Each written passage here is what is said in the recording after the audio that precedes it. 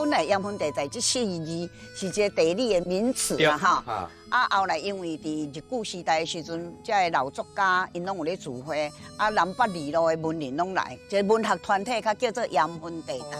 哦，无怪这有写这个盐分地带文艺夜。是，你即马睇到这张相片是第1届。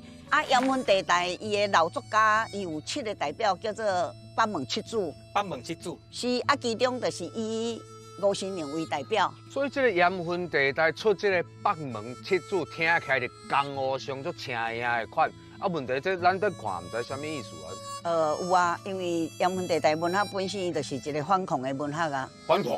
所以迄阵咧办这个文艺夜，就一定有特务咧监控。这的人拢是真反抗的心，搁加伫迄个时间点美丽岛事件，迄当阵风声当然呢。因为迄阵阮是受到53年先生的鼓励，伊讲文学艺术的力量，什么都无法度阻挡。伊这互阮足大的力量，足大的鼓励支持，所以阮勇敢甲伊办了一办办30档。